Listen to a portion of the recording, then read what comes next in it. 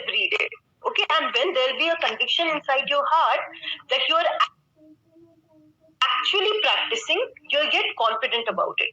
Suppose two people are there and there is going to be one 400-meter race. Hai na? Suppose Pratik is running and Pramod is also running. Now what happens? Pramod is a very efficient runner, but from 6 months he hasn't practiced. Okay, and Pratik was a normal runner, but every day he used to practice. He saw how he was performing. So when the day of race comes, who will have more confidence and who will be nervous? Tell me. Pratik will be nervous or Pramod will be nervous?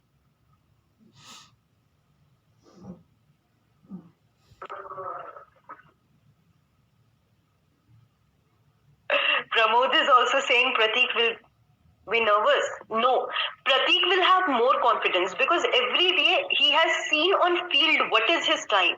But Pramod hasn't seen it from 6 months. है ना? So when you practice something, you have conviction in your heart that you know things.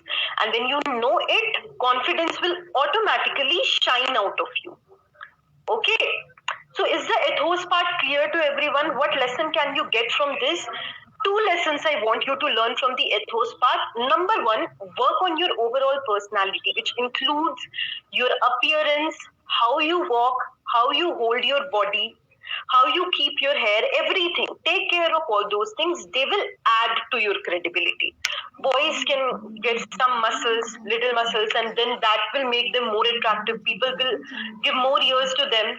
Hannah, girls can also work out, have a good figure, and then they can go. Obviously, people will listen to them more. When it comes to speaker, try speaking with enthusiasm. See, it also works in 2 manners. Suppose you can see these 2 fingers, correct?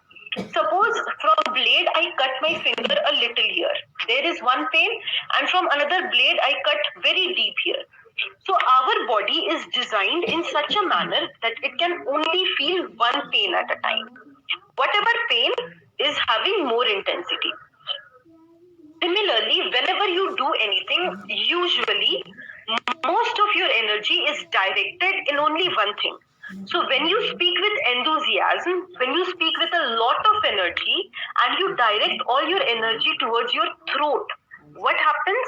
Your legs which shake, your mind which starts thinking, what will people think of me? What are they doing? What is happening? All these will start vanishing little, like bit by bit. Focusing on throat will remove all the other weaknesses, all the other factors that stop you from speaking efficiently. Okay, so speaking with enthusiasm. Next time, whenever you try speaking, whenever you practice speaking in front of mirror, direct all your energy towards your throat. Is this clear or is it confusing?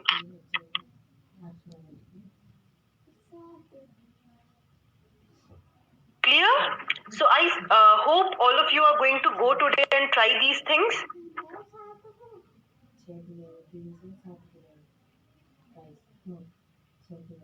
Yes. Now the second thing is logos, the knowledge or logic. Now can anyone elaborate it? Why does knowledge make anyone a better speaker compared to someone who is not having complete knowledge?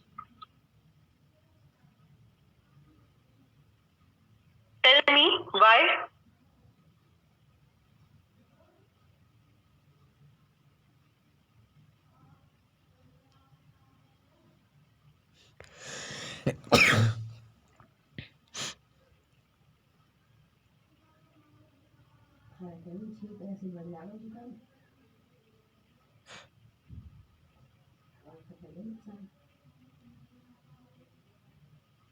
See, when people are more knowledgeable, obviously it shows in their demeanor. Hello. With that, now I'll tell you one example. Today, I'll tell you the story of a speaker who was not at all efficient. Hannah, who was having a bent body and there were wounds all over his body from which pus used to come. So, and he used to walk with a stick. He was like this, bent. Kubar jisko bolte hain, where like the shoulder is lifted. So he was like that. But still, once he spoke in such a manner that everybody in the council had pin drop silence and they listened to him. Okay, so his name was Ashtavakra. Now I'll tell you all the story of Ashtavakra. Okay, so what happens is that there is a rishi. I don't remember the name of the rishi. So there is a rishi.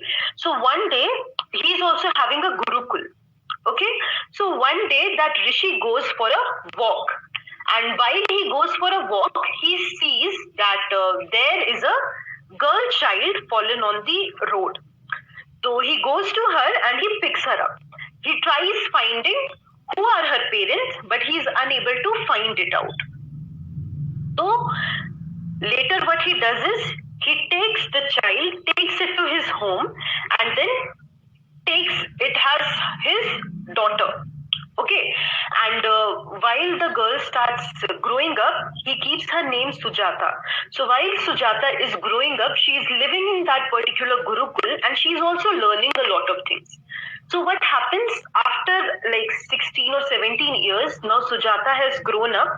She is very skilled in Shastra and Shastra, both like in learnings and weapons, both. She is very skilled. Now he thinks that he will get Sujata married to one of his students, because if he gets her married to one of his students, two things will happen. First, his daughter will stay close to him, and second, he will also find the second principal for that Gurukul. He was the principal of that Gurukul, and now he feels that whoever Sujata chooses to marry, he will make that boy the principal. So everyone comes to know about this. So there was one man in that Gurukul who was a student who thinks that now he is going to woo her and he is going to be her husband. So he tries, gets successful, becomes the principal. Later what happens? Sujata gets pregnant. So during those times, even now, a lot of doctors believe this. So during those times, one thing used to happen, which was known as Garbh Sanskar. They used to believe that whenever the fetus is in the womb, whatever the fetus listens to, he grows with that kinds of qualities. So Sujata thought that she will make the child attend all the classes of Vedas, so that when the child is born, he is born with a lot of good qualities. Okay, so Sujata starts attending the classes, and when she attends her husband's classes, she sees that her husband is pronouncing a lot of Sanskrit shloks wrong. And when he is pronouncing them wrong, obviously the meaning of the shlok is changing, and it can also have a lot of negative effects. Okay, so because of this, she sits there and she tries to correct her husband many times. So in the beginning, her husband tolerates it, but later he feels that she's insulting him. So he gives her a curse. That time, curse was very much in fashion. He gives her a curse that the child that will be born, you are like insulting me because of this child, but the child that will be born